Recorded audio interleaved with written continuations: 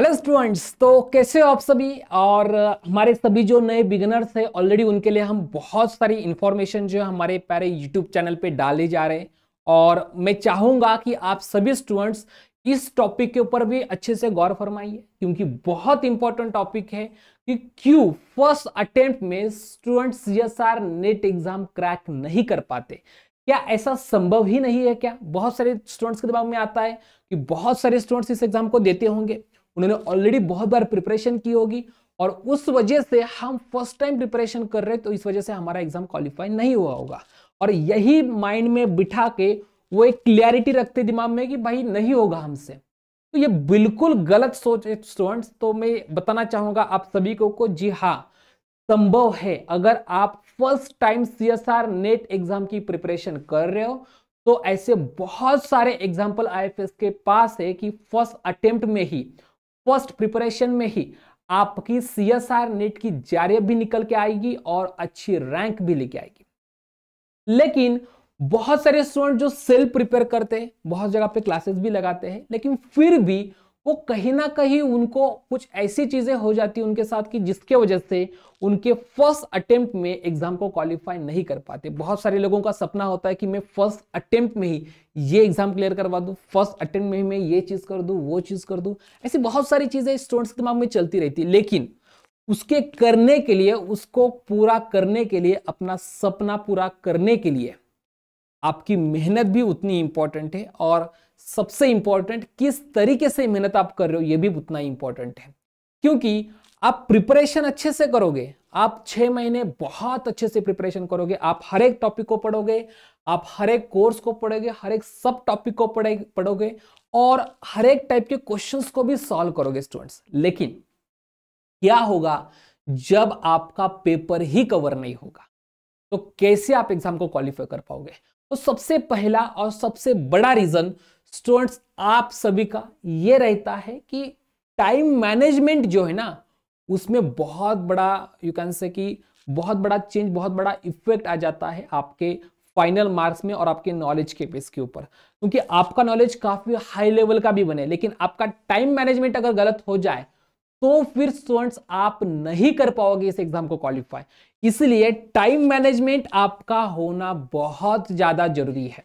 और इसलिए मैं स्टूडेंट्स आप सभी को बताना चाहूंगा कि आप मॉक टेस्ट दे दीजिए, आप क्वेश्चंस को सॉल्व कर दीजिए एज अ एग्जाम। ठीक है, जैसे कि आईएफएस के फ्री ऐप में बहुत बार आपको फ्री मॉक टेस्ट मिलती रहती है, तो आपको वो मॉक टेस्ट देनी चाहिए। और इस थर्सडे को आप सभी स्टूडेंट्स को वो मॉक टेस्ट मिल भी रही है, तो आप सभी स्टूडेंट्स इस मॉक टेस्ट को दे सकते हैं और अपनी जो स्ट्रैटेजी है जो है वो स्ट्रैटेजी को अच्छी तरीके से बना सकते हैं। अभी से माइंडसेट बना के चलिए कि मेरे एग्जाम की प्रिपरेशन ऑलमोस्ट डन है और मुझे किस तरीके से पेपर को देना है। सेकंड जो स्टूडेंट पॉइंट है जो आप सभी के लिए इंपॉर्टेंट है, जब भी आप एग्जाम की प्रिपरेशन करते हो तो वहां पे अगर कॉम्पिटिटिव एग्जाम की प्रिपरेशन है, स्पेशली मैथमेटिक्स में सीएसआर नेट की, तो आपके लिए प्रॉब्लम सॉल्विंग की जो प्रैक्टिस है वो बहुत तगड़ी होनी चाहिए स्टूडेंट्स। बहुत अच्छी तरीके से आपको प्रॉब्लम सॉल्विंग करना चाहिए, क्योंकि अगर आपके पास प्रॉब्लम सॉल्विंग की जो नॉलेज है वो अगर डेवलप नहीं हुई होगी तो नए क्वेश्चन, देखो आप भले एग्जाम के पहले 500 क्वेश्चन सॉल्व कर लो या फिर 1000 क्वेश्चन सॉल्व कर लो, एग्जाम में जो 120 आएंगे वो नए होंगे। और इसलिए आपको जो प्रैक्टिस करनी है, आपका माइंड जो है उसको डेवलप करना है कि मैं किस तरीके से नए क्वेश्चंस के लिए सोचूं, उसको सॉल्व करने के लिए सोचूं। और इसीलिए प्रॉब्लम सॉल्विंग सेशंस आपके लिए काफी इंपॉर्टेंट रहते हैं। बहुत सारे क्वेश्चंस है आईएफएस के ऐप में, फ्री ऐप में, आप जाइए क्वेश्चंस को देखिए और सॉल्व करने की कोशिश कीजिए। क्यों नहीं कर रहे हो सब कुछ सॉल्व? आपके ऐप में आपको फ्री मिल रहा है सारी चीजें, तो जाइए जल्दी से जल्दी क्वेश्चंस को सॉल्व कर लीजिएगा। Third and again most important, mindset. Students को लगता है ना कि भाई मैं फर्स्ट अटेम्प्ट में कैसे कर सकता हूं, मेरे फ्रेंड ने तो 5 अटेम्प्ट दे दिए, अब तक हुआ ही नहीं है, तो मेरा फर्स्ट अटेम्प्ट में कैसा होगा? तो ये जो पॉजिटिव एटीट्यूड है ना, स्टूडेंट्स कहीं ना कहीं पीछे छोड़ के निगेटिव एटीट्यूड की तरफ जाता है। निगेटिव वैसे सोचता रहता है कि भाई फर्स्ट अटेम्प्ट में तो संभव नहीं है, आपको कम से कम 2 से 3 बार ट्राई करना पड़ेगा। तो ये सोच को पहले तो बदलो। बहुत सारे एग्जांपल से मैंने पहले भी बताया एफएस के पास कि जो फर्स्ट अटेम्प्ट में ही अच्छे रैंक के साथ क्वालिफाइड हुए और आप भी क्वालिफाई हो सकते हो। तो problem, you can say positive attitude आपके पास होना चाहिए प्रिपरेशन के साथ साथ एग्जाम में भी, एग्जाम में नर्वस होने की जरूरत नहीं है। अगर पहले 3 क्वेश्चन 4 क्वेश्चन आपसे सॉल्व नहीं हो रहे, भले वो आपके डोमेन के हो, अगर ये क्वेश्चन सॉल्व नहीं हुए फिर भी आगे के आपको 116 117 क्वेश्चंस होंगे जो आपका इंतजार कर रहे हैं।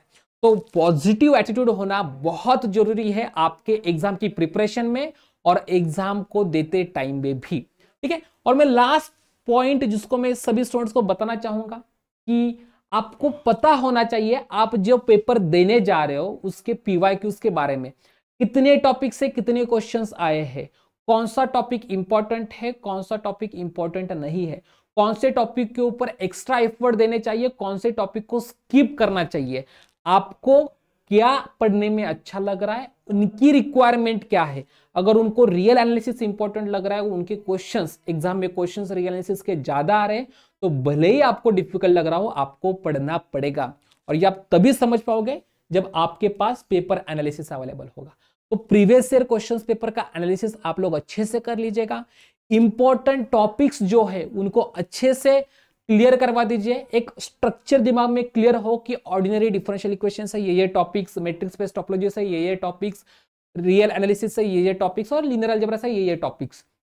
ये पर्टिकुलर टॉपिक्स को अगर मैं कर दूं, भले मुझे सब्जेक्ट डिफिकल्ट लग रहा होगा कोई, लेकिन उसमें से ये पर्टिकुलर 5 टॉपिक्स है जहां से हर साल क्वेश्चन आ रहे, तो कर दो भाई, उस 5 टॉपिक्स को कर दो। तो ये जो पेपर एनालिसिस है इसकी इंफॉर्मेशन आपको पता होनी जरूरी है। और अगेन मैं फिर से बताना चाहूंगा स्टूडेंट्स कि आईएफएस के ऐप में आपको 2011 से 2023 तक के आज तक के हर एक पेपर का, हर एक क्वेश्चन का एनालिसिस मिलेगा।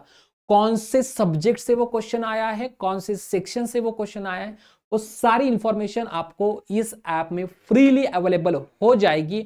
और ऑफ कोर्स सारा syllabus, paper pattern, cut off, paper analysis, ऐसी बहुत सारी इंफॉर्मेशन फ्रीली आईएफएस के ऐप में अवेलेबल है। तो आप लोग जाइए और आईएफएस के ऐप में आप ये सारी चीजों को फ्रीली पाइए और प्रिपरेशन को स्टार्ट कर दीजिए। और ये माइंडसेट से सबसे पहले हटा दीजिए कि फर्स्ट अटेम्प्ट में एग्जाम क्वालिफाई नहीं हो सकते, और आप फर्स्ट अटेम्प्ट में एग्जाम को क्वालिफाई करके आपके फ्रेंड्स को, आपके रिलेटिव्स को, सबको दिखा दीजिए कि भाई हाँ ये संभव है। और बहुत सारे स्टूडेंट्स इसको करते हैं, तो आप भी बिल्कुल कर पाओगे। तो मैं आशा करता हूं स्टूडेंट्स कि आप सभी को समझ में आया होगा। फर्स्ट अटेम्प्ट में एग्जाम क्वालिफाई करना संभव है। अच्छी स्ट्रैटेजी आपके दिमाग में हो, अच्छा प्लान हो, आपके आइडियाज अच्छे हो, और आप जो इंप्लीमेंट करोगे अपने प्लान को वो बढ़िया तरीके से कर दो, आपका रिजल्ट अपने आप आ जाएगा।